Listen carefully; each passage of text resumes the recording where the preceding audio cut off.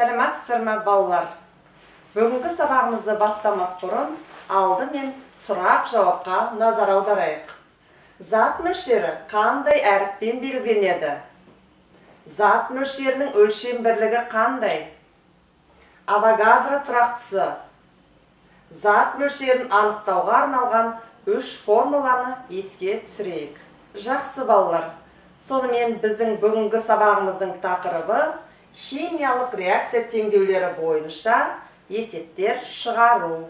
Оқу мақсаты: химиялық реакция теңдеулері бойынша зат массасын және зат мөлшерін есептеу. Бүгінгі сабақта біз химиялық реакция теңдеулері арқылы заттың массасын және зат мөлшерін есептеуді үйренеміз. Есеп шығару үшін алгоритмді білу керек. Есеп шығару мына ретпен орындалады. Есептің шартын мұқият оқып алып, берілгенімен табуға керек тиісті шамаларды қысқаша жазу. Реакция теңдеуін құру. Берілген және табу керек заттар үшін зат мөлшерін, яғни ню. Мольдік масса үлкен М әрпімен белгіленеді және масса кішкентай М тауып теңдеудегі сол заттардың формуларының астына жазу. Төртіншіде, есептің шартында берілген және табу керек шамаларды зат формулаларының үстіне жазу. Зат таза күйінде болмаса, онда таза заттың массасын тауып алу керек. Пропорция құрып, белгісіз шаманы табу. Пропорцияның бірінші бөлімі теңдеу бойынша, ал екінші бөлімі есептің шарты бойынша құрылады. Соңында жауабын тұжырымдау қажет. Номер бірінші есепке назар аударыңыздар. Массасы 92 грамм натрий хлормен әрекеттескенде қанша натрий хлориді түзіледі? Натрий хлориді үйдегі ас тұзы екенін білеміз.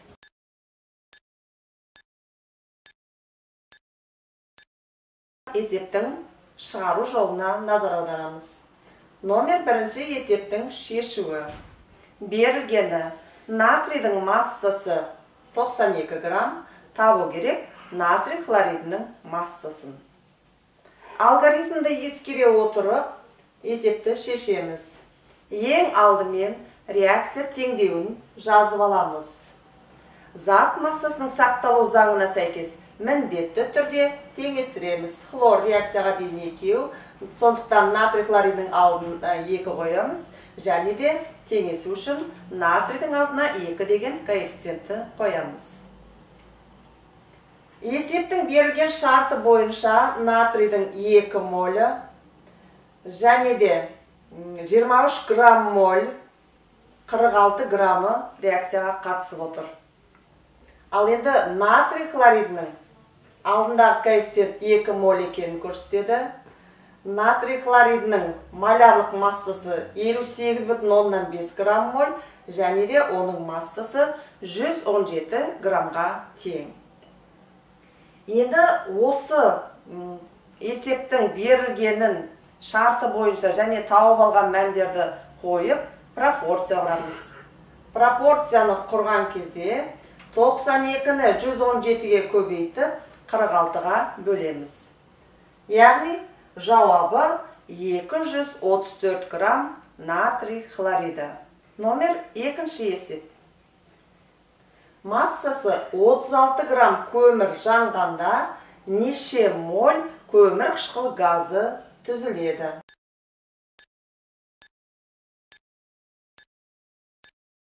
Есептің шешуін қарастырайық.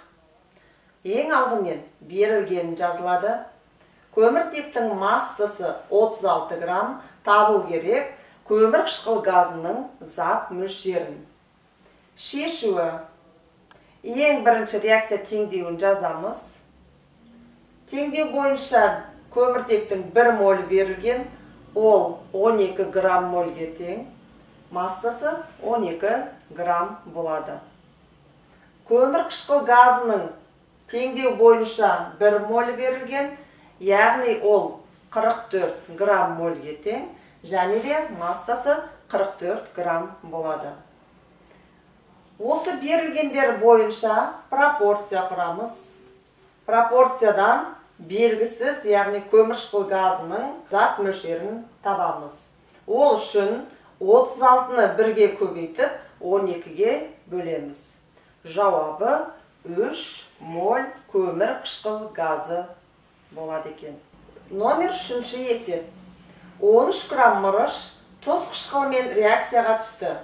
Реакцияға жұмсалған қышқылдың массасын, түзілген тұздың массасын және бөлінген газдың көлемін есептейміз. Өз-өздеріңізді бағалап көріңіздер. Осы есепті шығарып көрейік.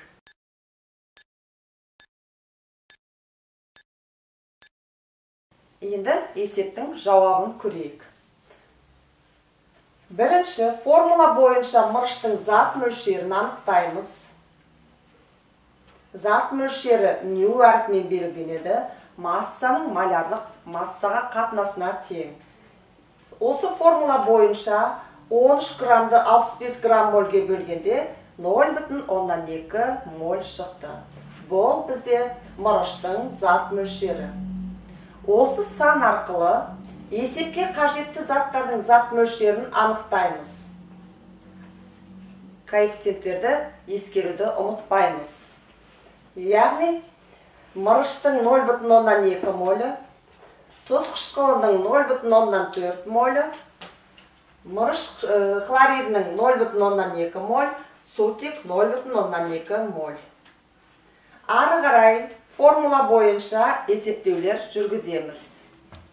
Массаны табу үшін малярлық массаны нюға көбейту керек. Яғни 36,5 грамм мольді 0,4 мольға көбейткенде 14,6 грамм шығады. Дәл осылай мырыш хлоридінің массасын табамыз. Яғни 136 грамм мольді 0,2 мольға көбейтеміз, 27,2 грамм шығады. Келесі қажет бізге сутегінің көлемін есептеу. Сутегінің көлемін де формула бойынша анықтаймыз. Көлем В әрпімен белгіленеді. Сутектің көлемін табу үшін малярлық көлемді зат мөлшеріне нюға көбейтеміз.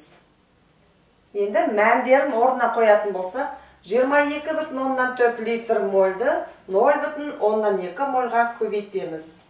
Сонда 4,48 литр. Соңында жауабын жазамыз. Тұз қышқылының массасы 14,6 грамм, мырыш қышқылының массасы 27,2 грамм, сутектің көлемі 4,48 литр. Балалар, өз білімдеріңізді тексеру үшін бағалау критерийін және дескриптарды пайдалануға болады. Бағалау критериялары: есептің шартын жазу біледі, реакция теңдеуін құра алады, зат мөлшерін, мольдік массасын және массасының формулаларын табады, пропорция құрып есеп шығарады. Дескрипторлар есептің шартын жазады, реакция теңдеуін құрастырады және теңестіреді, зат мөлшерін табу біледі, мольдік массаны табу біледі, және белгісіз шаманы табады. Осы бағалау критерий мен дескрипторларды пайдаланып, өз білімдеріңізді сынап көріңіздер. Үй жұмысы. Номер 1-ші есеп. Нәтижесінде 4 моль су алу үшін қанша грамм сутек қажет болады? Номер 2-ші есеп. 8 грамм метан жанғанда түзілетін көмірқышқыл газының массасы қанша?